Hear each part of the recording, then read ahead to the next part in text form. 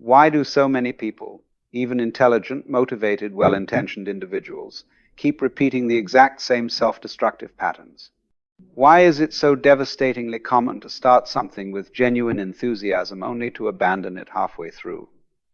Why do we sabotage healthy relationships that could fulfill us? Why do we procrastinate on our most important goals? Why do we make decisions that we know with absolute certainty will harm us, and yet we continue making those same choices again and again? The most common answer you'll hear is this: lack of discipline, laziness, insecurity, low self-esteem. But this explanation is wrong, deeply, fundamentally wrong. According to neuroscientist Robert Sapolsky, author of Behave, The Biology of Humans at Our Best and Worst, self-sabotage is not a character flaw. It's not a moral failing. It is a neurological conflict, a biological battle being fought inside your head between two brain systems that have completely different, often opposing goals. On one side stands your prefrontal cortex, the most evolved part of your brain, responsible for rational thinking, long-term planning, and self-control. On the other side lurks the limbic system, the most primitive and instinctive part of your brain, programmed by millions of years of evolution to seek immediate pleasure and avoid any kind of discomfort at all costs. And in this silent war happening inside your skull every single day, the limbic system almost always wins. This is not metaphor. This is not psychology. This is neuroscience. Your brain has been shaped by millions of years of evolution to ensure your survival in ancestral environments, where danger was constant and immediate, where tomorrow was uncertain, where planning for the future could get you killed today. In such a brutal scenario, the brain that acts quickly, avoids visible risks, and rewards immediate impulses is the one that keeps you alive long enough to reproduce. The problem is that in the modern world, this same brilliantly designed survival brain becomes an internal saboteur, because it still reacts as if you were fleeing from predators, when in reality you're just trying to write an important email, start a personal project, or have a difficult conversation. The most disturbing part of this reality is that your brain's survival system was never designed to help you achieve dreams. Your brain is not primarily concerned with your happiness, your sense of purpose, or your self-actualization. It is ruthlessly optimized to keep you safe and comfortable in the short term. And that is precisely why you fail repeatedly, not due to weakness or lack of character, but out of obedience to a brain that is operating with outdated evolutionary software. In this video, we will take a deep dive into the actual workings of the human mind and understand with scientific precision why we self-sabotage, even when we desperately want to change. We will explore the neuroscience behind procrastination, impulsivity, and decision fatigue. And most importantly, we will discover how to strategically hack this system, not with heroic willpower that always fails eventually, but with strategic environmental intelligence. Because if you keep fighting directly against your own brain, you will lose, every single time. But if you learn to intelligently redesign the battlefield, manipulating the variables that shape behavior, you can finally stop the cycle of self-sabotage. This video is not just a warning about what's happening inside you. It is a survival manual for those who live in constant war with themselves. The illusion of the unified self. Why you are not one person. Most people live with a comforting illusion that there exists a coherent, unified self in control, a rational mind that observes reality, makes decisions, and acts with awareness and logic. This narrative is comfortable because it's simple. It supports the idea that we are autonomous beings, complete owners of our thoughts, behaviors, and choices.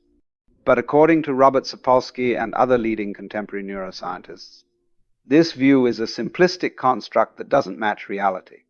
The truth about your mind is much more complex and infinitely more uncomfortable than you've been told.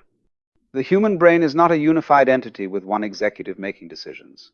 It is a colony of competing modules, systems, and circuits that constantly battle each other for control of your behavior.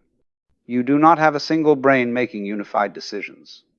You have multiple neural systems operating simultaneously, often in direct conflict with each other. And this internal multiplicity, this civil war in your skull, explains perfectly why you can say with complete sincerity that you want to change, but keep repeating the exact same destructive patterns. Why you plan with genuine intention to wake up early to work out, but when the alarm sounds, you hit snooze without thinking. Why you promise yourself you'll focus for just 2 hours, but end up compulsively checking social media every few minutes. It's not because you are weak. It's not because you lack character. It's because different parts of your brain have completely different agendas, completely different goals. And the faster, more automatic system almost always wins the race. Imagine this scenario happening inside your head right now. Your prefrontal cortex, the most recently evolved part of your brain, genuinely wants you to work on that important project. It has a long-term vision. It understands that completing this project is essential for your future success and fulfillment.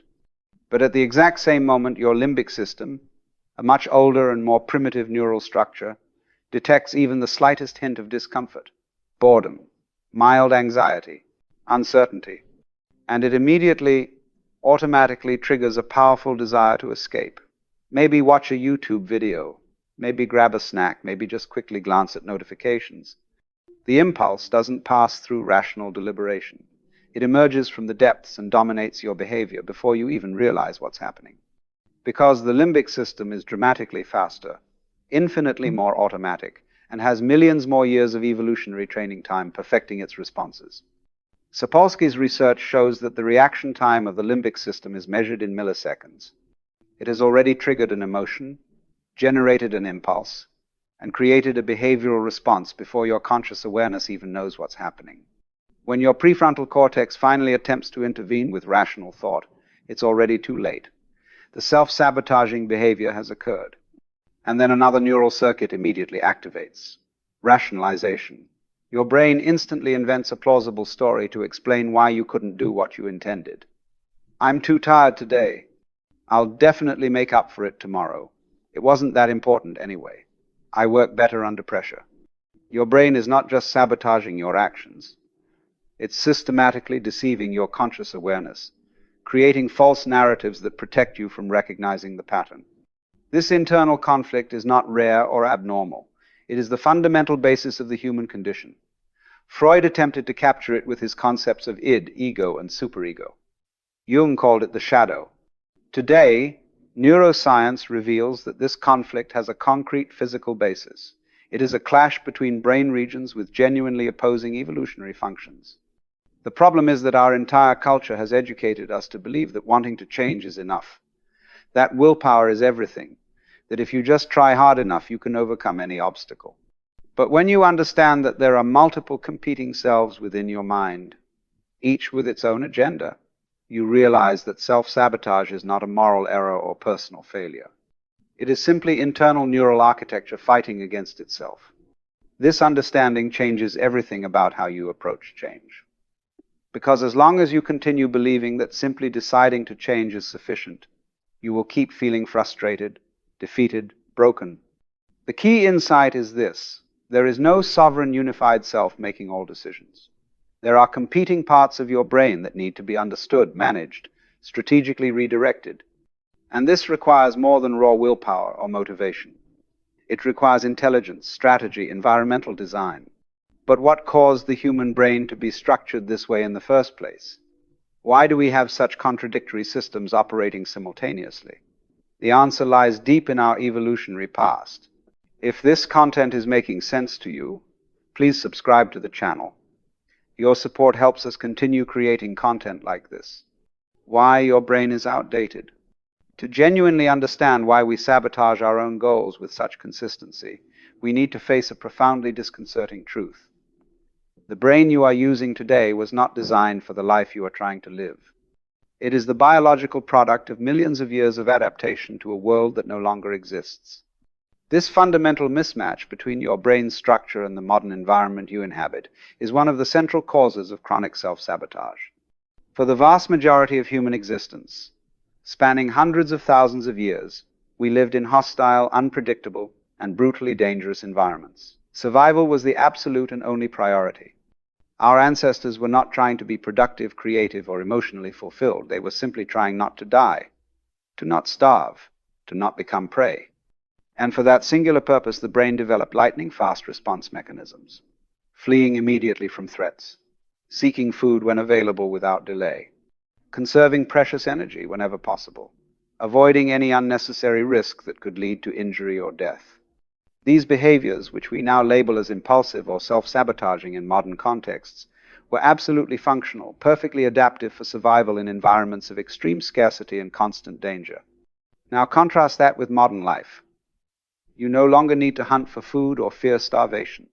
You do not live under constant physical threat from predators. You can safely plan months or years ahead without immediate danger. But your brain continues operating with the exact same ancestral neural circuits, the same threat detection systems, the same reward-seeking impulses. When you try to start a long-term project, maintain a disciplined routine, or develop a complex skill that requires sustained effort, you are demanding that your prefrontal cortex take complete control of your behavior. But this system, despite being evolutionarily advanced, is slow, metabolically limited, and highly vulnerable to fatigue. Meanwhile, the limbic system, which evolved to seek immediate pleasure and avoid immediate pain, reacts in milliseconds and makes decisions before you even realize a choice is being made. Sapolsky emphasizes this crucial point. Your brain did not evolve to ensure your success, happiness, or personal fulfillment.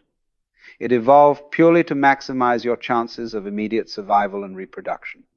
This means that the most powerful, most automatic circuits in your mind are not remotely focused on what will benefit you 5 years from now, or even 5 months from now. They are exclusively focused on what will relieve your discomfort right now, in this present moment. Your brain strongly prefers the quick dopamine hit from a like on social media to the quiet, slow progress of meaningful work. It vastly prefers the numbing comfort of procrastination to the productive but uncomfortable state of creative effort. Because from an evolutionary standpoint, across hundreds of thousands of years, today has always been infinitely more important than tomorrow. Tomorrow you might be dead. Today you need to survive. This phenomenon has a specific name in evolutionary biology: evolutionary mismatch. We are living in a world of unprecedented abundance, but we're doing it with a brain that was meticulously programmed for scarcity. We are constantly bombarded by stimuli notifications, ultra-processed foods engineered for maximum palatability, infinite entertainment options that exploit exactly the same neural circuits that once ensured our survival. Self-sabotage, when viewed through this lens, is not a malfunction of your brain. It is the perfect functioning of a system brilliantly adapted to an archaic and hostile world, being forced to operate in an overstimulating and cognitively demanding environment it was never designed for.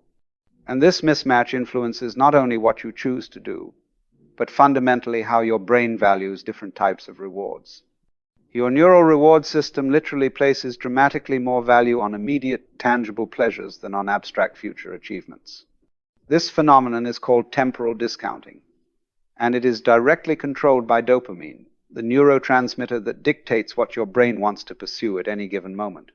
Dopamine, the invisible architect of your behavior. Imagine you face two clear options right now. You could work on a challenging project that might genuinely transform your life within a year, or you could watch an episode of your favorite series immediately. You know intellectually which choice would be more beneficial in the long run. You understand the logic completely. Yet something powerful within you pushes relentlessly toward the easier, more comfortable, instantly gratifying path. That invisible force has a name: dopamine. For decades, dopamine was popularly called the pleasure neurotransmitter, as if it simply made you feel good. But modern neuroscience, as Sapolsky makes abundantly clear in his work, reveals a more accurate and far more concerning truth about how dopamine actually functions. Dopamine is not primarily about pleasure itself, not about the experience of enjoyment.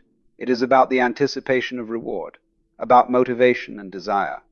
When you feel a sudden urge to do something, eat something specific, check your phone, buy something online, open the refrigerator for the 5th time. Even though you're not hungry, it is dopamine triggering that impulse, that wanting. And crucially, dopamine is radically, systematically biased. It strongly prefers rewards that are immediate, tangible, and easily accessible over rewards that are distant, abstract, or require sustained effort. This phenomenon is called temporal discounting, and it's one of the most powerful forces shaping your daily behavior. Your brain literally discounts or dramatically reduces the subjective value of a reward as it moves further away in time. In other words, the farther away the gratification exists in the future, the less it is actually worth to your dopaminergic reward system. A piece of chocolate available right now has vastly more neurochemical impact, more motivational power, than losing 5 pounds 3 months from now. A short entertaining video available this second generates more immediate dopaminergic activation than studying consistently to change careers over the next year. This is not a failure of self-control or discipline. This is a deeply rooted biological bias embedded in your neural architecture. Sapolsky demonstrates that the dopamine system evolved specifically to favor quick decisions in unpredictable, dangerous environments. On the ancient savanna full of threats and uncertainty, it was far more adaptive, more survival-enhancing, to immediately consume a ripe fruit you found than to wait for an uncertain hunt that might happen tomorrow, or might never happen at all. Today, in the modern world, this exact same neural mechanism makes you compulsively check social media every few minutes, makes you jump restlessly from task to task, makes you abandon long-term commitments when they become uncomfortable. We have become collectively addicted to dopamine spikes, to that feeling of wanting and getting in rapid succession. And the entertainment industry, social media platforms, and ultra-processed food manufacturers all understand this biological vulnerability better than most individuals understand it about themselves. They deliberately design products and experiences that hijack your reward system, exploiting these ancient circuits with cheap, instant gratifications that your brain cannot resist. And here is perhaps the most perverse aspect of this system. The more frequently you give in to immediate dopamine hits, the more powerfully your brain learns and reinforces that this is the correct path, the right way to behave. It strengthens those neural connections through repetition. It creates automatic habits. It makes the behavior unconscious. Over time, conscious choice is no longer even necessary. You are self-sabotaging on complete autopilot, and what once began as a deliberate decision has become a reflexive response. You don't even consciously notice when you're doing it anymore. Dopamine is not only sabotaging your individual goals, it is actively shaping who you are becoming as a person, what patterns are being encoded into your neural structure. But if dopamine is so powerful, so automatic, how can you possibly resist it? How do you break this cycle of immediate reward seeking and re-educate your brain to value what truly matters for your long-term well-being? The answer is not in willpower, which always fails eventually. It lies in the intelligent design of your environment, in what behavioral scientists call friction engineering, and in the strategic use of dopamine itself against its own impulses. Why discipline always fails. There exists a deeply rooted idea in our culture, reinforced constantly by motivational content, that success, productivity, and self-control depend solely on willpower. That if you want something enough, if you resist temptation enough, if you push yourself with Spartan discipline, everything becomes possible. But modern neuroscience, especially the research by Sapolsky and others, dismantles this romantic illusion with surgical precision. The uncomfortable truth: willpower is a severely limited resource. And if you rely primarily on willpower to overcome self-sabotage, you have already started losing before you begin. The prefrontal cortex, the most sophisticated part of your brain responsible for self-control, planning, and moral decision-making, operates functionally like a muscle. And like any muscle, it becomes fatigued with use. With every decision you make, every impulse you resist, every task you force yourself to initiate, this system consumes metabolic energy and approaches exhaustion. This phenomenon is known as ego depletion or willpower depletion. In simpler terms, the more you need to actively decide and control yourself, the weaker your capacity for control becomes. And the weaker it becomes, the greater the probability that the limbic system, the emotional, impulsive brain, takes complete control of your behavior. Sapolsky explains that throughout a typical modern day, your prefrontal cortex is relentlessly bombarded by hundreds of micro-decisions. What to wear, what to eat, how to respond to each message and email, how to handle constant interruptions, whether or not to click that link, resisting the urge to check your phone every 5 minutes. All of this consumes precious cognitive energy, depleting your mental reserves. And by the end of the day, when you should ideally be focusing on your most important goals, studying, writing, training, creating something meaningful, your rational brain is already completely drained. Not because you are weak or undisciplined, but because your prefrontal cortex has been exhausted by hundreds of trivial decisions. And this exhaustion is not merely psychological or imagined. It is physiological, measurable, Studies demonstrate that during periods of intense mental effort and decision-making, the metabolism of the prefrontal cortex physically changes, and the brain shifts into energy conservation mode, functioning at reduced capacity.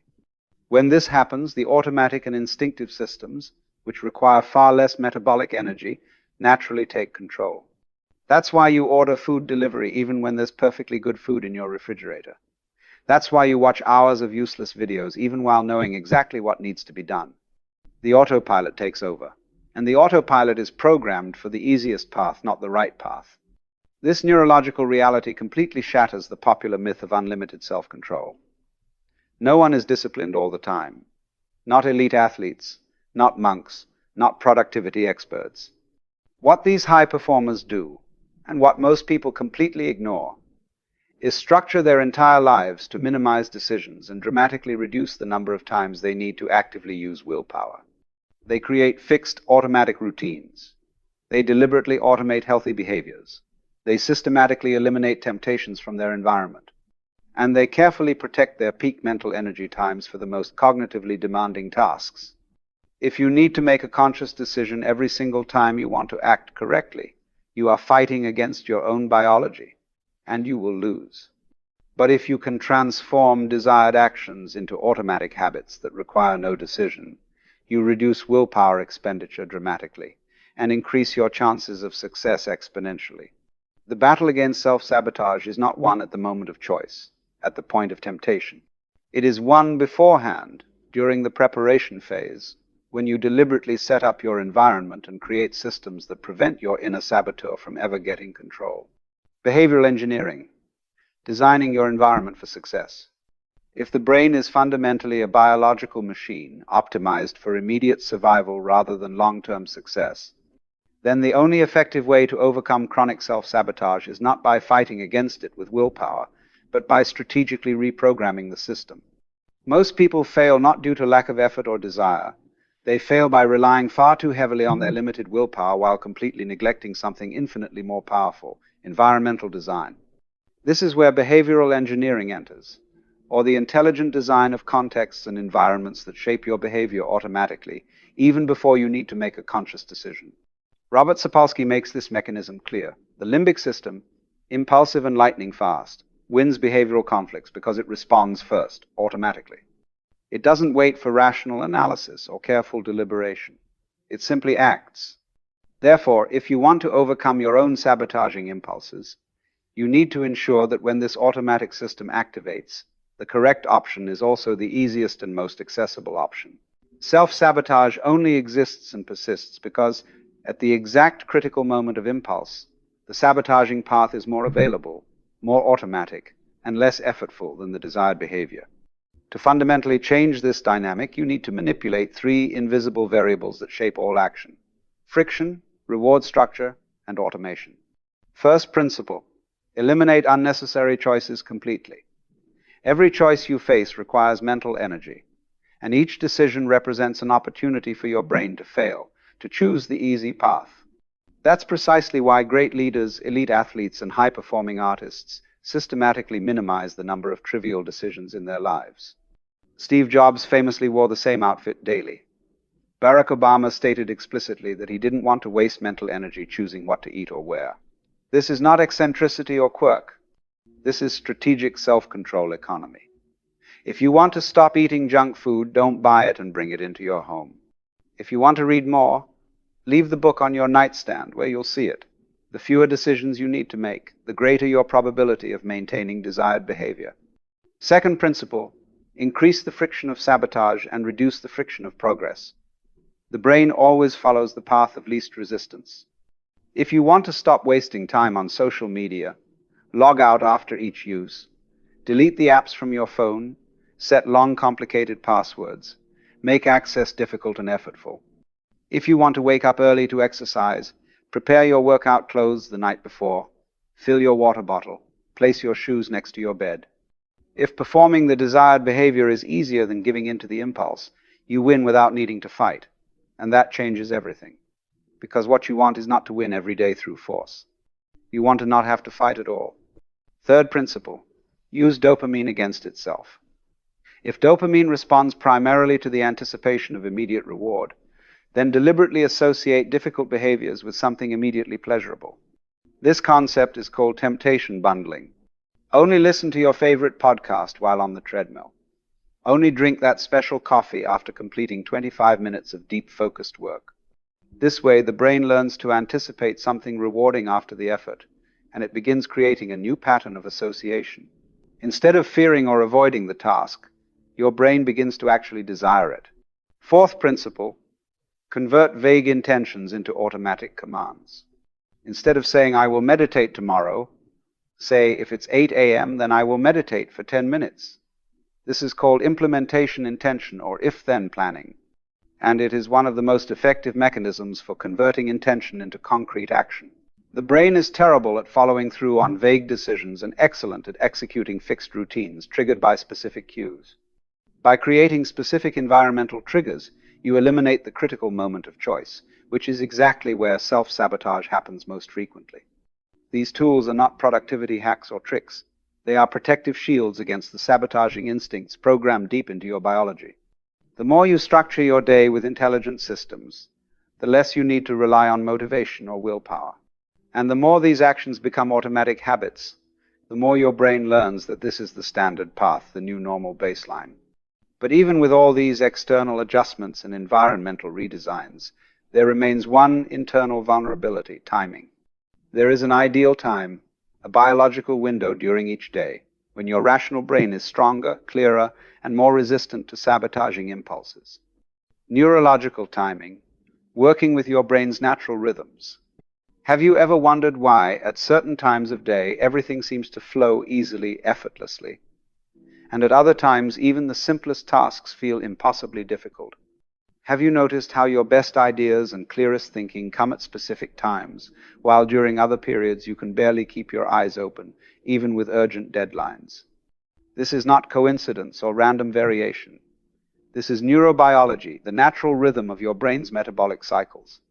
Understanding how your brain operates at different times of day might be the final key you need to stop self-sabotaging once and for all. The prefrontal cortex, your rational command center, is not always available at maximum capacity. It has distinct peaks of energy, clarity, and self-control that vary according to your circadian rhythm, sleep quality, nutrition, and current stress levels. According to Sapolsky, for most people it is during the early morning hours, shortly after waking up, that this part of the brain tends to be most fresh, most energized, and most functional. It is during this window that your mind has the greatest natural capacity to resist impulses, maintain sustained focus, and make difficult long-term decisions.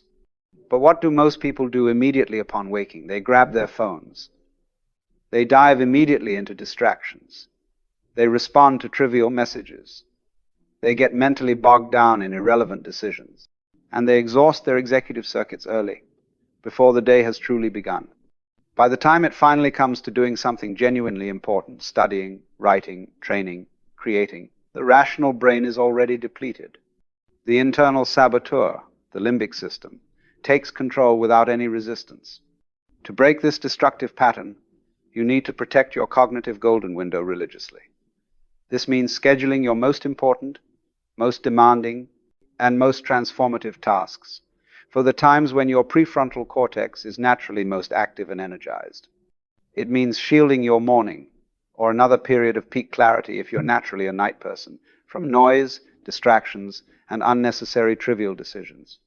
Reserve that precious time exclusively for what truly matters: writing, studying, creating, planning, solving complex problems.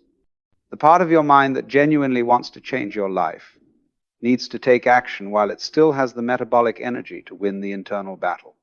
Moreover, aligning your routine with your natural biological rhythm dramatically reduces the amount of willpower required for any task. You don't have to fight against yourself when you're acting at the optimal moment. This is true behavioral intelligence, synchronizing what you want to accomplish with when you are most likely to succeed. The path forward: intelligence over willpower. What Sapolsky's research shows us with brutal honesty is this: you will not stop self-sabotaging through motivation alone, through promises, or through good intentions. That approach is romanticism, not science. The real solution lies in recognizing that your brain was designed for survival, not for success or fulfillment. And from that recognition, you design an intelligent system that works with your biology, not against it. Internal sabotage is not a personal failure. It is behavior perfectly consistent with a biological machine built to escape pain, seek pleasure, and conserve energy. But now you understand this reality. And that understanding changes everything. Because once you truly understand the machine, you can learn to operate it effectively. And eventually, you can even reprogram it. Now, I want to know, which of these strategies do you need to implement immediately? Comment below. I read everything and genuinely want to know which part impacted you most deeply. If this video helped you understand what's actually happening inside your head, don't stop here. The next video is just as important as this one, and it could be the next critical step for you to finally break the cycle of self-sabotage. Your transformation is just beginning. If what you're hearing resonates deeply, you'll find real value in my ebooks. Beyond the Shadow breaks down Jung's core ideas, while Dialogues with the Unconscious gives you a 30-day practical path. Both are linked in the pinned comment.